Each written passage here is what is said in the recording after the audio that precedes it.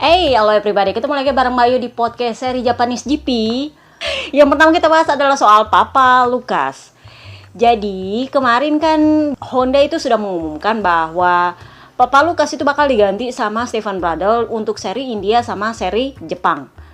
Jadi ketika di Motegi itu Stefan Bradl udah ada di sana. Tetapi sekonyong-konyong dan setiba-tiba Papa Lucas terbang ke Motegi. Kalau kalian ngintil gue di seri Misano, itu kalian pasti tahu bahwa baut kakinya Papa Lucas itu sempat longgar. Jadi kalau kita mundur nih lagi balik ke podcast Catalan GP, di YouTube podcastnya itu ada gambar ketika Papa Lucas itu dibonceng sama papa kembar dari pertemuan rahasia rider waktu itu, gue udah bahas. Nah ternyata habis dari situ dia ke sirkuit Aragon untuk ngetes kakinya naik motor CBR Fireblade. Nah, ternyata dari situ baut kakinya longgar. Itulah kenapa kemunculan dia itu terus tertunda. Nah, kenapa tiba-tiba dia nongol di Motegi? Dia sendiri bilangnya bahwa saya memang mengakui bahwa saya itu udah kesal nungguin ini kapan saya balik balapan. Jadi ketika di Motegi, orang udah rame ke Motegi, itu dia ke dokter di Spanyol buat ngecek kakinya. Ternyata dokter bilang, oke, kaki lu udah sembuh. Jadi kalau lu mau bawa motor, lu bisa coba lagi. Nah, ide gilanya adalah dia langsung mau bawa prototype Honda. Jadilah dia terbang ke Motegi. Terbang ke Motegi diuji sama dokter medis MotoGP. Oke, fit to ride, tetapi dengan catatan. Lu mau turun pakai painkiller apa kagak? Papa Lucas bilang, no, gua mau ngetes ini kaki kan sebenarnya dia udah nggak sakit. Sebenarnya, tetapi belum tahu kalau naik motornya gimana model. Jadi dia menolak pakai painkiller. Jadi dokter bilang gini, karena lu menolak pakai painkiller, kita bikin perjanjian. Sekali itu sakit, lu mundur. Jadi dia turun di FP1. Alhasil adalah kakinya nyut. Ya, karena dia nggak pakai painkiller. Jadi gue nggak tahu ini apakah bagian dari ngeles atau bagian dari menolak menerima kenyataan. Jadi dia bilang nggak apa-apa, ini adalah bagian dari penyembuhan, ini adalah bagian dari stage-nya dia untuk memastikan bahwa gimana model kakinya ini meskipun udah sembuh apakah udah bisa dibawa naik motor. Katanya dia sih begitu alasannya dia. Jadi dia bilang, saya udah janji sama dokter medis bahwa begitu kaki saya sakit saya mundur. Jadi untungnya Stefan Bradl ini kayaknya yang membuat posisi rider cadangan mulai penting. Jadi begitu dia mundur, Stefan Bradl masuk tak. Nah, perkaranya kapan Papa Lucas bisa turun lagi? Ya bisa jadi di Mandalika. Why? Karena kan dari Motegi ke Mandalika itu kan selisihnya 2 minggu.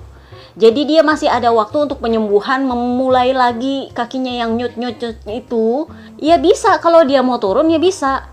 Dia bisa memilih untuk turun trek di Mandalika kalau dia dapat oke dari dokter sekitar hari Senin depan. Jadi kalau hari Senin depan dia kembali lagi check up ke Spanyol dan dikasih oke dari dokter, dia akan turun ke Mandalika. Kalau dari Mandalika lagi-lagi dapat fit to ride, dia akan turun nge-track. Dari turun nge-track kalau sakit ya diganti lagi sama Bradl. Kalau enggak ya udah, dia lanjut aja. Apakah dia bakal balapan sampai hari Minggu? Gua nggak tahu. Itu tergantung kakinya. Nah, soal luka Marini ini juga masih tanda tanya. Gua nggak tahu seberapa parah dia punya patah bahu. Tetapi wanti-wantinya adalah, kalian masih ingat Enea Bastianini waktu di Jerez kemarin, 1 hari aja dia turun dan setelah itu dia absen panjang lagi. Kenapa? Karena itu bahu nggak dioperasi. Kalau nggak dioperasi, begitu belum sembuh lu paksa turun ya patah lagi, nol lagi, lu mulai lagi dari awal penyembuhannya. Kurang lebihnya sih seperti itu. Jadi ya kita lihat aja nantilah. Alex Marquez katanya bakal turun. Gua nggak tahu apakah dia bakal turun sepenuhnya untuk balapan atau enggak. Kalau gue pikir itu lebih kepada kepentingan promosi, satu. Yang kedua karena kakaknya mau pengumuman sama Gresini di Mandalika. Jadi ya wajib dong dia datang gitu loh. Ya namanya juga promosi ya kan. Terutama karena sponsornya Gresini adalah sebagian besar sponsornya dari Indonesia. Jadi memang itu penting banget Alex Marquez untuk hadir di Mandalika. Terserah apakah dia nanti bakal tembus, bakal balapan atau enggak. Karena tulang rusuknya yang patah itu ada 3. Jadi kalau dia mau balapan ya balapan, nggak balapan ya enggak. Nah sebelum Motegi juga kemarin itu muncul kalender 2024. Jadi kita bakal ada 22 seri di mana sirkuit Sokol sudah masuk dalam kalender plus Aragon balik lagi ke kalender. Jadi 22 seri dan artinya 44 race. 21 ini aja kelenger-kelenger, coba itu rider yang cedera-cedera, ampun. Itu memang posisi rider cadangan akan jadi sangat vital. Artinya lu harus cari posisi rider cadangan yang lumayan kuat, yang lumayan bagus, oke? Tetapi ya harus bersedia standby. Kemarin juga Pecco itu katanya itu sudah mencoba untuk menyelesaikan masalah rem yang dia punya. Jadi kemarin kan di Indian GP dia crash, kemudian juga dia belajar dari ketika dia crash di Catalan, Barcelona. Jadi menurut dia, karena dia sendiri bingung ini yang salah apa, jadi dia bilang, sepertinya saya ada salah dengan pengereman deh. Motor saya itu bagus kalau ngeremnya itu kuat, tapi kalau saya ngeremnya lembut, saya malah crash. Jadi mungkin karena dia nggak mau nyalahin ban juga, jadi dia bilang mungkin ada masalah dengan cara ngerem saya. Jadi di Motegi itu dia memperbaharui setupnya untuk rem dan dia mengubah pendekatan dia dalam hal ngerem. Jadi nggak mau lagi pakai ragu-ragu. Papi Peri Gigi bilang ragu-ragu. Jadi approach barunya adalah, pendekatan barunya adalah dia nggak boleh lagi ragu-ragu ngerem. Kalau ngerem yang ngerem aja. Nggak usah pelan-pelan yang ngerem lepas, nggak ada. Karena itu yang bikin crash. Jadi akhirnya diubah pendekatan dia dan dia masih, gue nggak bisa bilang adaptasi juga sih. Cuman mungkin kondisinya adalah tergantung tracknya. Nah, apa kabar Bes? Jadi ditanya, Bes, ini kan lu masuk top 3 nih. Kira-kira lu mau nggak ikut rebutan Jordan? Jadi si Bes tuh bilang gini, saya ada di top 3 ini aja, itu udah luar biasa banget. Jadi saya nggak mau ngimpi-ngimpiin untuk bisa Jordan, belum. Lagian itu belum waktunya untuk saya. Karena kondisinya adalah saya maunya bertahap. Nggak bisa kaget-kagetan tiba-tiba saya langsung Jordan, enggak. Kemarin kan ada juga yang bilang bahwa dia ini ada 5-5-nya Valentino Rossi nih, ada 5-5-nya Bebe Vale. Emang sih kalau lo lihat kan dia memang entertaining banget. Jadi memang dia punya sisi entertaining yang mirip-mirip Bebe Vale. Jadi Bes tuh bilang gini, aduh jangan samain sama Valentino Rossi lah saya. Aduh Valentino Rossi itu gede banget, terlalu besar. Saya ini bukan siapa-siapa. Tapi kalau berinteraksi dengan fans saya kayaknya suka. Jadi kalau mau disamain dengan Valentino Rossi ya mungkin dari sisi itu ya sedikit mirip, tapi saya jelas bukan Valentino Rossi. Aduh terlalu jauh dia itu kalau sama saya. Besar sekali itu figur, jangan disamain. Aduh saya minder. Jadi kalau kalian perhatikan sprint race, kalian sempat lihat Jordan Cemen, Marc Marquez, dia sudah resmi jadi Jordan Cemen sekarang. Itu sempat kalian lihat dia nahan Bes begitu kekahnya dibanding nahan Sarko. Jadi sebenci-bencinya ABR sama calon ikan new batal gagal Jorge Martin, tetap nationality order berlaku bagi para rider. Kenapa? Terutama karena di top 3 itu 2 KTP Itali dan dua-duanya anak Valentino Rossi. Kalau gue bisa bilang dukungannya lumayan banyak loh dari KTPS. Bahkan dari rider yang dibenci sama ABR, Marc Marquez sendiri pun kalau bisa bantu dia akan bantu. Masih ingat 2015 siapa yang dia bantu? Itu karena masalah KTP. Jadi kalian ngerti kan? Apakah ini akan bermain sampai akhir musim? Ya jelas. Ini akan terbagi KTPI vs KTPS. KTPI siapakah yang mau membantu? Ya masalahnya yang bisa bantu Pecco cuman Bes. Lu kemarin ini nggak bisa, Morbidelli apalagi, mana bisa. Enea Bastianini, aduh jauh. Fabio Di Gianantonio, dia itu lagi pusing. Mau cari seat mana lagi, pasca terdepak sama Marc Marquez. Jadi ya memang satu-satunya yang bisa bantu dia Bes. Dan Bes sendiri tahu diri, dia cari aman. Karena apa? Dia belajar.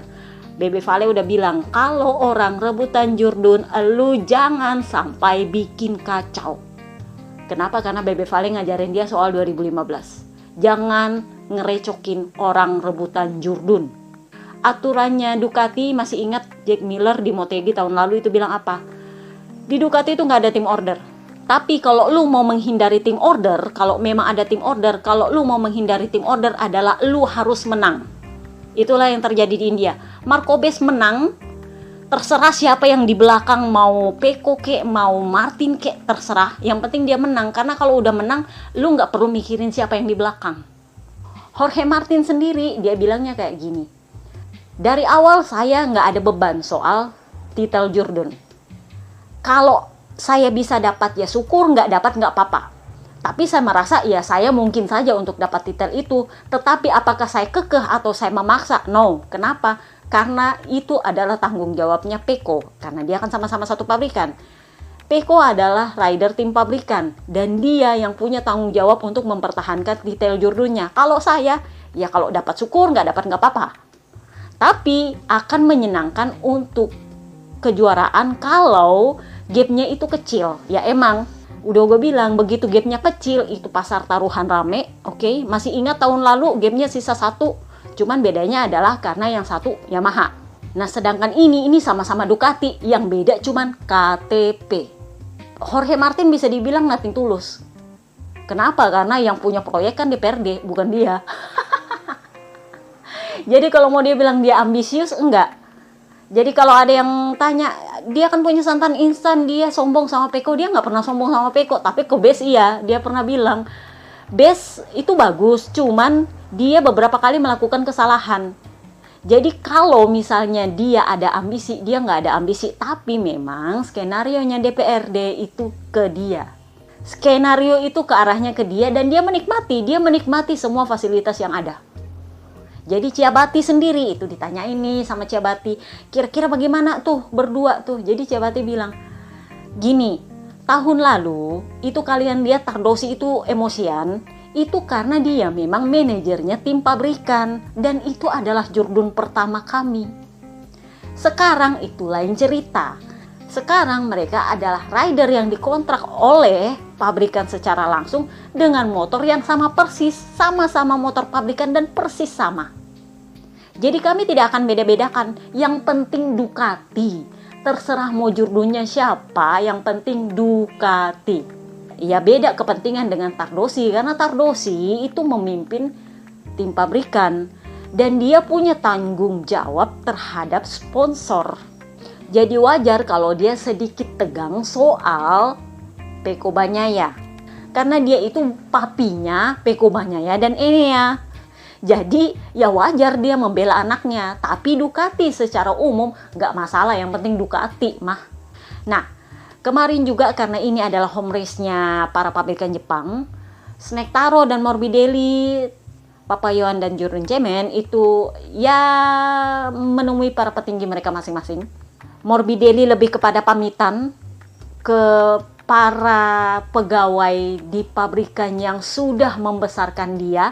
Sorry itu gue bilang dia nggak ada salah sama sekali ke Yamaha. Jadi kalau lu mau bilang karma baik atau karma buruk, karmanya itu baik kalau di Yamaha. Itulah kenapa dia diganjar dengan motor pabrikan di Ducati Pramac. Karena dia memang karmanya baik di Yamaha. Anak paling setia, anak paling gue bilang cinta buta. Pernah kan gue bilang dia itu cinta buta sama Yamaha. Cuman bedanya adalah dia nggak mau dibuang ke WSBK kemarin.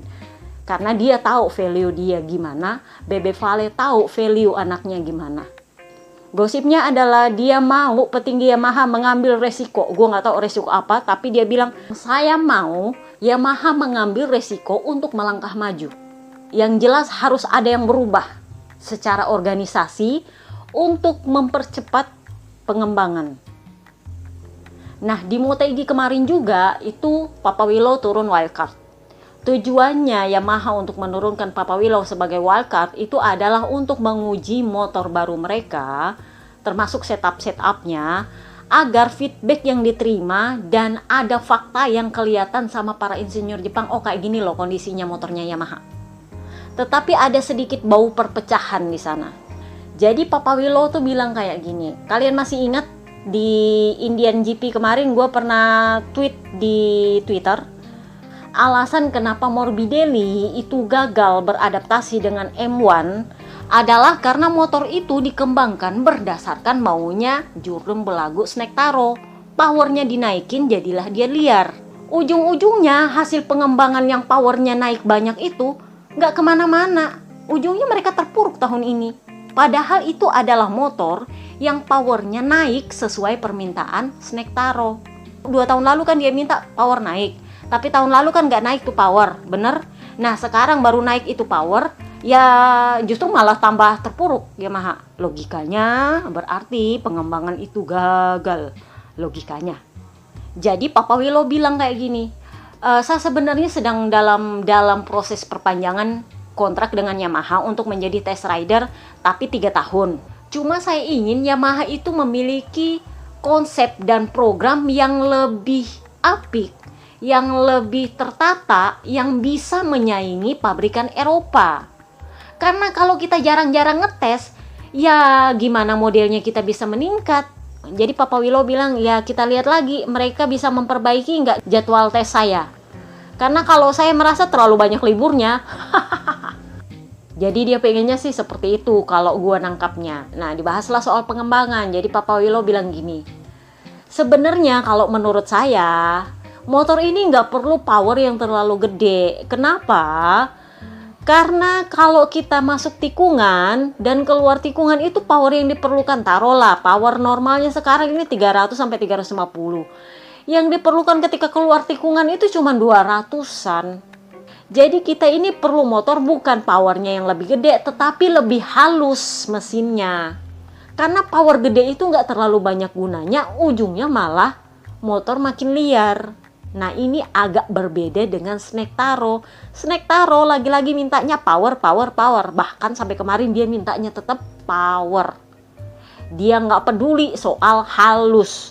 Dia butuhnya power. Sementara Papa Willow maunya mesin yang halus, nggak perlu terlalu powerful. Jadi dia bilang powernya kita ini nggak perlu terlalu besar, cuman butuh mesin yang halus. Nah lo, ada 2 kubu, kita tunggu Papa Lukas kalau gabung memilih kubu mana, kubu power atau kubu halus.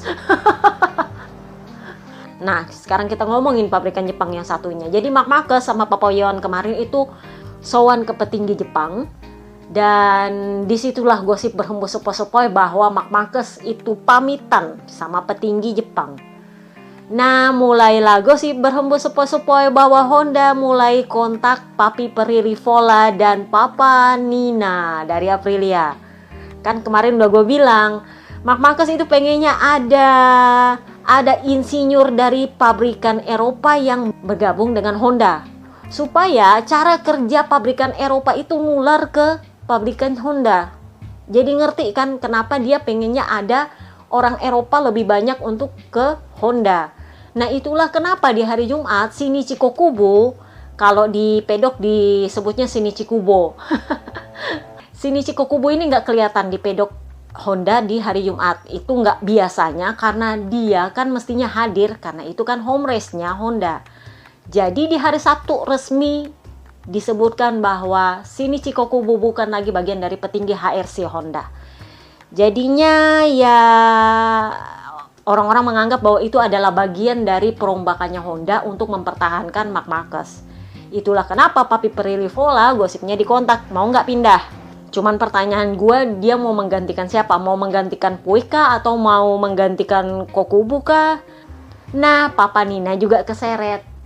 Karena mereka juga mempersiapkan kemungkinan terburuk Marc Marquez bakal hengkang. Apakah Papa Nina berminat atau enggak? Perkiraan gue sih enggak. Kenapa? Karena Papa Kembar kan udah mau pensiun. Kalau Papa Kembar pensiun, otomatis dia yang pegang pengembangan di Aprilia. Papi Rivola apa kabar? Nah, Papi Rivola sih gue nggak yakin dia mau pindah ke Honda. Kenapa? Karena itu jauh banget. Dia harus bolak-balik ke Jepang. Jadi ya kalau dia mau ya bisa. Karena ini kan soal mobilitas. Kenapa selama ini bagian pengembangannya itu dipegang oleh orang Jepang? Karena mereka stay-nya di Jepang. Nah, Aprilia sendiri apa kabar di Motegi setelah tahun lalu Papa Kembar itu ngomel-ngomel sana-sini gara-gara motornya mogok? Kemarin dia bilang, oh saya senang motor saya nggak pernah secepat ini di Motegi. Giliran dia ngomong gitu, sprint race motornya mogok. Jadi secara overall ya dia senang sih sama Aprilia kalau kondisinya kering di Motegi. Tapi begitu sprint race kondisi kering, dia mogok pula. Dia itu agak-agak sebel sih. Kenapa coba gue inisial terus di Motegi ini? Giliran dia balapan minggu, hujan. Ya udahlah. Nah, Papa Kembar adalah salah satu yang menanggapi soal kalender 2024 yang 22 seri itu. Jadi dia bilang, ya saya nggak bisa komplain sih karena bukan saya yang bikin aturan, bukan saya yang bikin jadwal, bukan saya yang bikin kalender. Tetapi faktanya cuma satu kalau untuk rider, lu balapan, kalau lu nggak sanggup ya udah lu pensiun. Jadi dia bilang rider nggak punya pilihan lain, lu balapan atau kalau nggak ya lu pensiun, itu aja. Jadi ya udah kayak gladiator aja. Sepertinya memang penyelenggara nggak terlalu peduli dengan kondisinya rider. Jadi rider cuma punya satu pilihan, lu balapan aja. Kalau lu nggak bisa balapan ya udah lu mundur. Itu aja.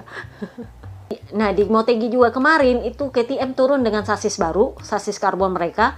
Papa Pip sama Binder sama-sama pakai sasis karbon. Cuman bedanya adalah Binder lebih cepat beradaptasi karena memang waktu tes Misano dia lebih banyak pakai itu sasis karbon.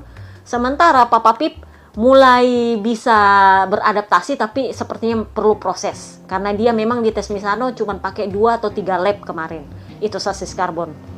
Dan itu lumayan bagus waktu di sprint race terlihat. Jadi Papa Pip bilang, saya suka dengan sasis ini. Memang sedikit out of the box, tetapi pada akhirnya ternyata itu memberikan sensasi yang positif untuk dia. Cuman butuh adaptasi lagi.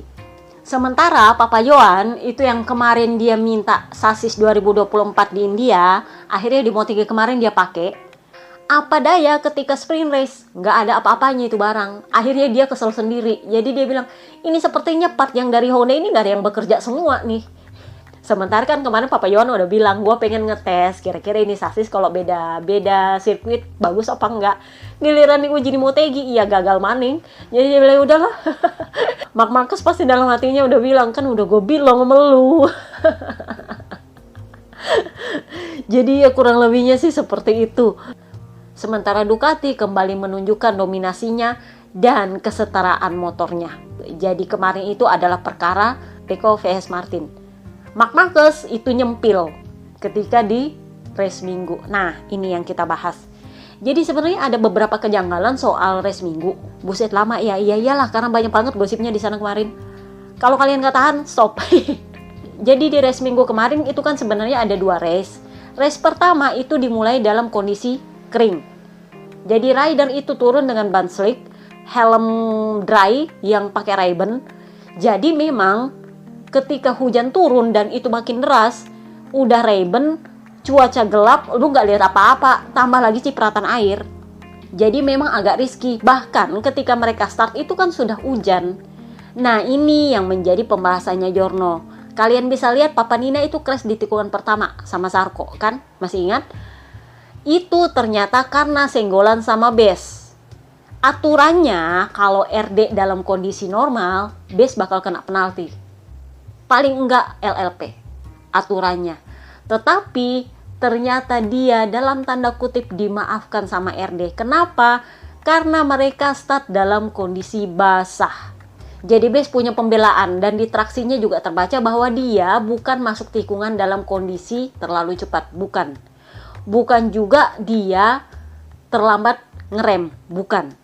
Jadi dia bilang, saya itu nggak bermaksud menyalip, cuman di depan saya itu ada Pecco, saya nggak mau nabrak dia, jadi saya sedikit meleng. Ketika saya meleng, ada Papa Nina dari luar, jadi kesenggol. Nah Papa Nina nyenggol lagi Zarco, kurang lebihnya sih seperti itu. Jadi dia bilang saya nggak ada kesengajaan, enggak, saya lebih karena saya mau menghindari Pecco. Dan karena itu kondisinya hujan, jadi rem itu nggak terlalu makan, ban juga belum terlalu panas, jadi saya agak susah untuk ngerem. Jadi bukan karena saya telat ngerem, enggak, tapi karena memang kondisinya basah di situ. Itulah kenapa dia lolos dari long lap penalti. Nah, keheranan kedua adalah perkara restartnya Zarco yang dianggap tidak layak restart. Sementara Papa Nina yang crash di tikungan pertama, bisa restart. Logikanya kok bisa? Papa Alice loh yang retired 1 lap sebelumnya bisa restart. Kenapa Zarco yang crash-nya hanya masih di lap yang sama sih kalau menurut gue itu nggak bisa restart. Jadi kan aturannya rider untuk bisa restart kembali di saat refleks adalah rider harus kembali bersama motor yang dia kendarai itu ke pedok 5 menit setelah refleks dikibarkan. Jadi dalam 5 menit dia harus balik ke pedok. Itulah kenapa Papa Alice dan Papa Nina itu bisa restart kembali karena mereka sudah ada di pedok ketika refleks dikibarkan. Tetapi dia harus mulai dari pit lane karena terlambat lebih dari 1 lap dibanding para rider yang balapan. Nah, aturannya Sarko juga bisa. Kenapa? Karena dia kembali ke pedok dengan motornya yang hancur lebur itu belum sampai 5 menit. Dia udah balik ke pedok. Tapi sama RD nggak bisa untuk restart. Kenapa? Karena dia dituduh bikin shortcut. Tahu nggak shortcut? Motong track. Logikanya gini, jadi kalau kalian masih ingat Portimao ketika Moto2 crash berjamaah kemarin, itu mereka yang motornya habis crash tapi masih bisa hidup itu bisa muter track lalu kembali ke pedok. Nah itu yang untuk restart, mereka restart kembali. Tetapi yang udah crash sama sekali crash, udah ke safety road dibawa sama Marshall, motornya udah nggak bisa restart karena mereka nggak bisa kembali ke track. Nah ceritanya Sarko kemarin itu kan dia udah terlanjur crash, udah terlanjur dibawa sama Marshall motornya ke safety road, baru kelihatan itu red flag. Nah karena dia tahu itu red flag, dia masih bisa restart lagi, dia harus keluar untuk kembali ke pedok lewat track yang normal. Jadi dia minta sama Marshall, gue mau balik lagi ke track, terus gue mau dorong motor ke pedok. Kebetulan itu sektor terakhir, jadi masih bisa didorong ceritanya. Nah masalahnya adalah Marshall itu nunjukin jalan keluar yang beda dari jalan dia masuk. Jadi aturannya adalah ketika dia crash, dia masuk ke safety road, dia keluar lagi dari situ dan kembali ke poin di mana dia crash dan menyelesaikan untuk kembali ke pedok. Itu tanpa shortcut. Tetapi karena dia minta tolong Marshall buat dorong motornya, kan motornya udah hancur banget tuh. Sama Marshall dibukain lah itu fence ke arah track, tetapi berbeda dengan ketika dia masuk. Selisihnya sekitar 10 meter. Nah itulah yang dibilang sama RD, lu bikin shortcut, nggak bisa. Karena itu bukan titik di mana lu masuk, di mana lu crash. Lu harus mulai dari situ untuk masuk kembali ke pedok. Apakah Sarko salah? Banyak jurno bilang dia nggak salah, gua juga bilang nggak salah. Kenapa? Karena yang salah Marshallnya. Sebenarnya sih kalau menurut gua Sarko innocent. Sarko innocent karena yang nunjukin jalan kan si Marshall. Masih ingat ketika tahun 2016 si Jordan Cemen, Marc Marquez itu bikin yang dia nyalain sendiri, motornya udah mogok, udah tahu mogok, lu nyalain sendiri lagi motor lu di starting grid, tapi lu startnya dari starting grid. Aturannya adalah lu mestinya ke pit lane. Startnya dari pit lane karena motor lu udah mogok, nggak bisa lu nyalain di situ motor lu. Alasannya Marc Marquez waktu itu apa? Saya sudah tanya sama Marshall dan Marshall bilang saya bisa start dari grid. Padahal dia sendiri tahu aturannya harus ke pit lane. Tapi dia ngeles, dia bilang saya tanya Marshall. Jadi kalau kasusnya Sarko ya bisa gitu juga dong. Meskipun dia tahu aturannya adalah dia nggak boleh shortcut, dia bisa bilang saya sudah tanya Marshall, saya mau kembali ke track dan itu yang dibukain. Dan ujungnya memang saya kembali ke track. Apakah saya salah? Ya mestinya sih tidak. Karena kan yang bukain fence-nya itu kan Marshall. Gak mungkin dia buka fence-nya sendiri wong dia sibuk sama motornya didorong. Bener gak? Tapi ya begitulah. Beberapa jono terutama yang udah bangkotan, yang udah ngerti banget MotoGP seperti apa itu sempat mempertanyakan. Dan belum ada jawaban sampai sekarang. Nah keanehan yang ketiga adalah soal red flag. Jadi kalian pasti lihat Morbidelli kemarin itu sempat lama banget gak ganti motor. Dia merasa bahwa hujan itu bakal cuma sebentar. Dan kalaupun deras pasti langsung kena red flag. Karena udah deras banget. Itulah kenapa dia bertahan. Karena dia gambling untuk ini dikit lagi bakal red flag nih. Kalau dia red flag kan dia pas masih agak-agak di depan karena dia belum ganti motor. Quartararo sendiri bilang dia sempat gambling. Dia bilang saya sebenarnya bertahan 2 lap itu karena saya berpikir ini sedikit lagi red flag. Tapi karena red flagnya nggak nongol-nongol ya udahlah saya balik pedok ganti motor. Sementara Franco Morbidelli dia itu ngikut caranya Bebe Vale sama Binder waktu di Austria kemarin ya. Gue lupa. Dan mereka menyelesaikan balapan dengan ban slick. Masih ingat? Itu yang dilakukan oleh Morbidelli. Sayangnya ya M1 sekarang bukan M1 yang dulu kakak. Jadi ya dia akhirnya untuk pertama kali tidak mencetak poin di race hari Minggu. Jadi kalau buat ABR yang bilang apa sih prestasinya Morbidelli itu sampai dia layak untuk dapat Ducati Pramac, sorry to say ya, dia sejauh ini musim ini adalah satu-satunya rider yang selalu mencetak poin di hari Minggu, kecuali Motegi. Jadi dia untuk pertama kali gagal mencetak poin di hari Minggu. Cuman gara-gara itu red flag yang telat nongol. Para rider itu mempertanyakan kenapa itu red flag lama sekali keluar, karena derasnya itu sudah lama. Sebenarnya 6 atau 7 lap sebelumnya itu sudah harus red flag. Papa Alice itu sampai retired karena udah nggak tahan. Dia bilang saya nggak bisa lihat apa-apa. Bahkan untuk melihat lampu motor di depan pun saya nggak bisa. Jadi daripada saya kenapa-kenapa, saya balik pit. Itulah kenapa dia berhak untuk restart. Tapi mulainya dari pit lane, restart kedua. Itulah kenapa Morbidelli bertahan untuk nggak ganti motornya. Karena dia logikanya adalah mestinya ini sudah red flag, tapi nggak red flag. Akhirnya dia kececer sendiri di belakang. Dan ujungnya dia harus ganti motor. Udah ganti motor baru muncul red flag, kan ngehe sekali. Sebel dia tuh. Jadi red flag itu nongol ketika jumlah lap yang diselesaikan itu sudah lebih dari 50%, di mana itu membuat para rider berhak mendapat poin penuh. Oke?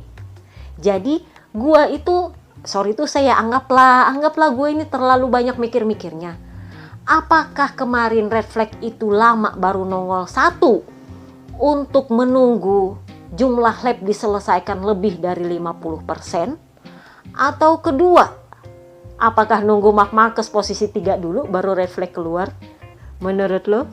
Jadi memang kemarin untuk pertama kalinya Marc Marquez merasakan podium di hari Minggu, dan itu membuat ABR yang selama ini sembunyi beberapa tahun terakhir akhirnya keluar semua, nongol, hure-hure comeback man. Jadi kemarin setelah keanehan soal red flag, akhirnya Marc Marquez itu konferensi pers dengan Pecco dan para podium sama Martin itu dia bilang gini, podium ini rasanya sangat romantis untuk saya. Kenapa? Karena setelah saya menunggu podium ini sekian lama musim ini, akhirnya nongol juga meskipun sangat terlambat, dan untungnya itu di home race. Jadi rasanya sangat romantis untuk saya. Nah, langsung dicelutukin sama Pecco, bye-bye Honda.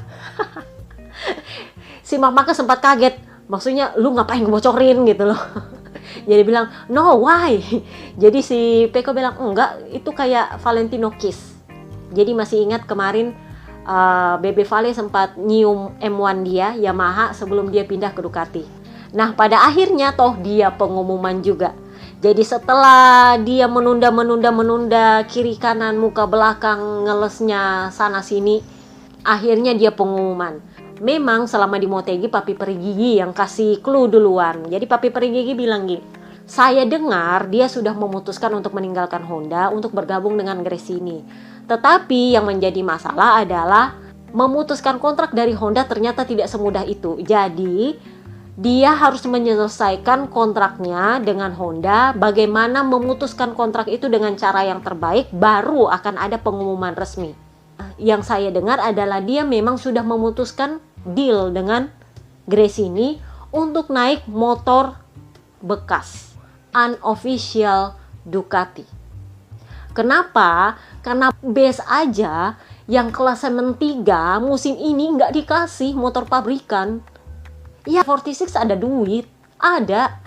Makanya kemarin kan Ujo bilang, kami itu mempertanyakan kenapa Ducati tidak mau mempercayakan motor pabrikan kepada kami. Karena dia pengen ada motor pabrikan untuk base. Tapi tetap di VR46, tapi nggak dikasih sama Ducati. Nah, apalagi Marc Marquez yang out of the blue tiba-tiba nongol lalu minta motor pabrikan. Oh, hello. Makanya Papi Perigigi bilang dia akan pindah ke Ducati Gresini demi sebuah motor bekas. Itu saking melihat betapa motor Ducati dia itu saking bagusnya, itu Marc Marquez pengen banget pakai itu motor. Dan besoknya jeng Honda pengumuman bahwa Honda dan Marc Marquez memutuskan untuk berpisah lebih awal atas kesepakatan bersama, dalam tanda kutip. Tetapi di pernyataan resmi itu disebutkan semua tuh prestasi yang diraih Marc Marquez bersama Honda. Tahu nggak kenapa mereka membahas semua prestasi yang diraih Marc Marquez bersama Honda? Karena Honda mau menunjukkan bahwa lu Marc Marquez bukan siapa-siapa tanpa Honda. 6 jurdun lu raih sama Honda dan lu giniin kami. 4 tahun kontrak lu 25 juta per tahun, oke? 3 tahun itu lu nggak membalap penuh. Tahun ketiga tahun ini lu patah jari. Lu masih punya utang 1 tahun lagi yang diharapkan lu itu bakal membalap penuh. Lu kabur. Jadi gue nggak bisa salahin Honda yang menjabarkan satu persatu prestasi yang diraih Marc Marquez bersama Honda itu untuk menunjukkan bahwa, hey Marc Marquez, elu dibesarkan sama Honda. Elu kabur tiba-tiba seperti ini ketika kami tidak memberikan apa yang lu mau. Bahkan ketika kami memberikan yang lu nggak bisa berikan. Elu digaji 25 juta per tahun ketika elu justru nggak membalap penuh di track. Sorry tuh saya ABR mau membandingkan Bebe Vale sama Marc Marquez. Sorry, dalam hal ini Bebe Vale jauh lebih terhormat. Makanya gue bilang dia si cemen dan Bebe Vale lebih terhormat. Dia adalah king. Sorry tuh saya ABR, lu mau marah. Sorry, terima kebenaran ini. That's the truth. Bebe Vale itu saking sayangnya sama Yamaha karena dia tahu dia dibesarkan oleh Yamaha. Itu sampai Yamaha lepeh dia ke Petronas, dia oke-oke aja. Dia tahu Petronas kurang duit, dibawain sponsor. Padahal dia itu sudah dikontrak langsung sama Yamaha pabrikan, tapi tetap dia bawain sponsor ke Petronas karena dia sayang sama Yamaha. Ada dia putusin kontrak Yamaha? Enggak. Dia tunggu dulu selesai kontrak dia, baru dia pindah ke Ducati. Ke Ducati, seburuk-buruknya Ducati, dia tunggu dulu selesai termin kontrak dia, baru dia pindah lagi ke Yamaha. Jadi ibarat kata kalau ABR mau membandingkan Bebe Vale dengan Marc Marquez, oh sorry to say, masih jauh bumi dan langit. Jadi gosip sepoi-sepoinya berhembus dari Giorno sebelah sono bilangnya bahwa Marc Marquez itu sebenarnya berambisi untuk mengejar Jurdun 9 kali milik Valentino Rossi. Itulah kenapa dia buru-buru pindah ke Gresini. Tujuannya adalah untuk Jurdun tahun depan dengan motor bekas milik Gresini. Oke, udah gue bilang ini bukan motor pabrikan. Papi Perigigi udah bilang itu bakal motor bekas. Jadi dia pengen Jurdun tahun depan di Gresini. Lalu tahun berikutnya, tahun 2025 dia bakal pindah ke KTM. Kenapa? Karena Red Bull pengennya dia masuk KTM. Sebenarnya Red Bull pengennya adalah dia menyelesaikan kontraknya di Honda baru pindah ke KTM. Itu adalah cara terhormat ala seorang Jurdun 8 kali. Tetapi sayang 1000 sayang, Jurdun yang satu ini nampaknya gua nggak tahu siapa yang dalam tanda kutip jadi racun untuk dia untuk setidak profesional ini memutus kontraknya dari Honda. Jadi kalau gue bilang dia adalah maling kundang. Kalian masih ingat maling kundang itu dibesarkan oleh ibunya? Dia menjadi sebesar itu dan sekaya itu karena ibunya membesarkan dia. Giliran dia dapat istri yang cantik, jelita, dan memikat, dia memutuskan membuang ibunya. Ujungnya gimana? Ibunya punya hak dong buat ngutuk dia. That's how ini adalah Jurdun maling kundang. Jadi Giorno ABR itu banyak yang membela bahwa oh ada kok rider-rider lain yang mau putus kontrak demi sebuah tujuan yang lebih baik. Ada Bebe Vale pernah, tapi selalu menyelesaikan kontraknya dulu.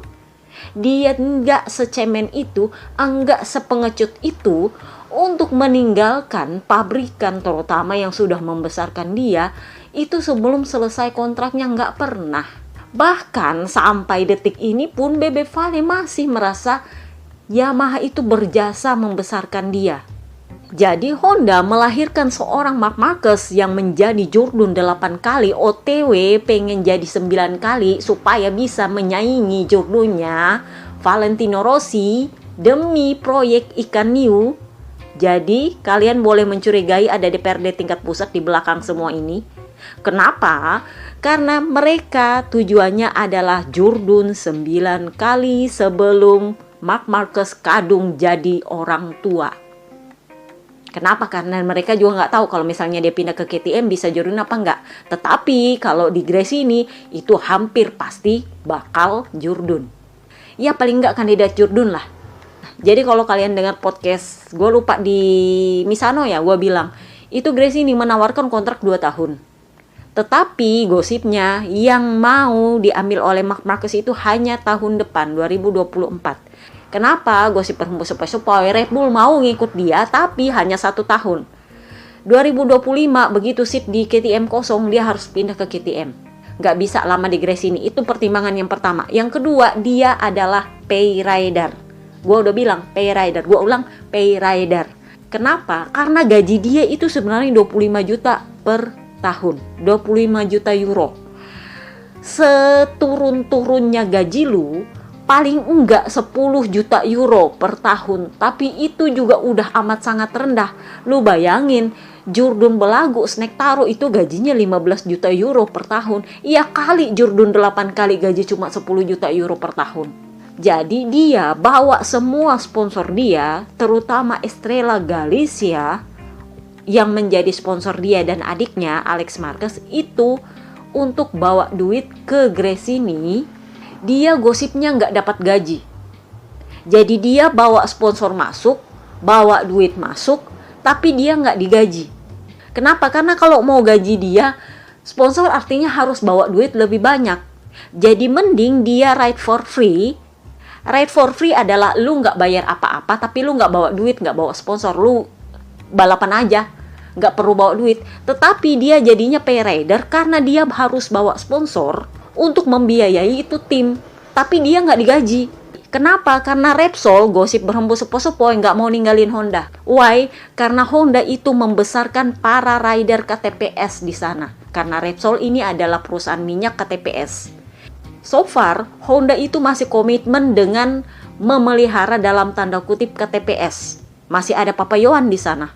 Ditambah lagi gosip berhembus sepoi-sepoi, mereka sempat ngode-ngode Acosta nih, Acosta lu mau nggak nih? Nah, ini yang gosip terbarunya merubah peta KTM. Kalau kemarin sebelum Marc Marquez pengumuman itu yang bakal didepak adalah Augusto Fernandes, sekarang begitu Marc Marquez sudah pengumuman, tahu nggak siapa yang didepak? Pol Espargaro. Kalau Augusto Fernandes itu dijadiin rider cadangan, Augusto Fernandes bisa kabur ke Honda. Honda berapa lama sih bayar penaltinya? Honda ini pabrikan kaya. Makanya gue bilang kalau mau dibilang kaya, banyak duit Honda. Cuman perkara siapa yang mau balapan aja ini. Jadi jelas kalau Acosta nggak mau ya udah Augusto Fernandes aja. Itulah kenapa KTM tiba-tiba merubah rencana mereka. Ya kan nggak mungkin Honda tarik lagi Pol Espargaro udah patah-patah gitu, udah usianya 32 tahun. It's nonsense kalau mau Honda narik lagi Pol Espargaro. Pinter kan KTM, pinter.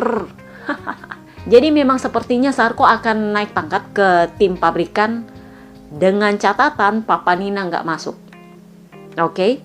Dengan catatan Papanina nggak masuk. Kalau Papanina tergiur dengan tawaran gaji, which is kemungkinan bakal 2 kali lipat juga karena Zarco saja 2 kali lipat ya apalagi Papanina. Saking minatnya Honda untuk menarik para rider pabrikan Eropa ini, bisa jadi. Jadi kita lihat nanti siapa yang akan mengganti seatnya Zarco. Kalau Zarco promosi ke seatnya Marc Marquez. Marc Marquez sendiri nih kayaknya mulai gerah karena gua bilang dia adalah jurdun cemen dan para fansnya Ducati plus para fansnya Valentino Rossi ini mulai mengkritik dia soal ketidakprofesionalan dia. Nah mulailah dia ngebullshit di Instagram dia. Curhatan sepanjang itu intinya adalah dia bilang kalau saya bisa mendaki Gunung Everest dalam 3 hari, untuk apa saya memilih mendaki dalam 5 hari? Karena saya sendiri tidak tahu apakah pilihan saya ini benar atau tidak. Apakah masa depan saya akan terjamin nanti atau tidak. Tetapi saya memilih untuk mengikuti naluri saya. Itu kesalahan pertama. Gue akan kritik dia soal naluri. Yang kedua, dia bilang, saya mengambil sebuah pernyataan mengenai Gunung Everest. Gunung Everest normalnya bisa didaki dalam 5 hari. Tetapi kalau saya bisa mendakinya dalam 3 hari, saya akan mengambil resiko itu. Ini yang kedua yang gue kritik. Oke, kita bahas kenapa gue kritik itu. Yang pertama soal naluri. Kalau kalian ngintil gue di blog, di komentar-komentar gue udah bilang anak-anak yang lahir di bulan Februari itu lebih besar nalurinya. Mereka punya insting yang lebih bagus. Nalurinya soal ini benar atau enggak. Mereka punya intuisi yang lebih peka lah kalau bisa gue bilang. Mereka tahu apa yang salah. Jadi kalau lu mau bohongin mereka, mereka tahu lu bohong sama gue.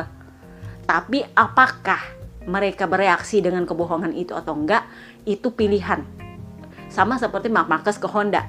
Dia punya intuisi ini kayaknya bakal lama nih gue bisa jurdun kalau gue tetap di sini. Iya, bener. Intuisinya nggak salah. Gue sendiri tahu. Itu paling enggak 2 atau 3 tahun. Udah bener dia bilang 2 atau 3 tahun baru bisa jurdun lagi. Itu pun kalau dia masuk konsesi. Kalau nggak masuk konsesi itu 5 atau 10 tahun udah kayak Ducati. Jadi ya bener naluri dia. Dia bilang gue mengikuti naluri gue. Tetapi satu yang menurut gue agak-agak beda dari kebanyakan anak-anak bulan Februari kayak gue atau Bebe Vale, bahwa kita tahu ini salah atau enggak. Jadi bullshit kalau dia bilang saya nggak tahu apakah pilihan saya ini benar atau salah. Dia sudah tahu itu nyata-nyata salah. Kenapa? Karena dia sudah menyalahi kontraknya. Jadi itu adalah pilihannya yang salah. Meskipun nurani dia tahu bahwa kalau dia bertahan menyelesaikan kontraknya, dia nggak bakal jurdun tahun depan. Jadi kalau dia bilang saya mengikuti nurani saya, lah ujungnya kan dia tahu saya tidak tahu apakah masa depan saya akan terjamin atau tidak. Dia nggak tahu apakah di Grace ini nanti dia bakal jurdun atau enggak. Ya kalau lu nggak tahu lu bakal jurdun di Grace ini atau enggak, ya apa bedanya lu di Honda 1 tahun lagi? Menyelesaikan tanggung jawab lu, menyelesaikan komitmen kontrak lu.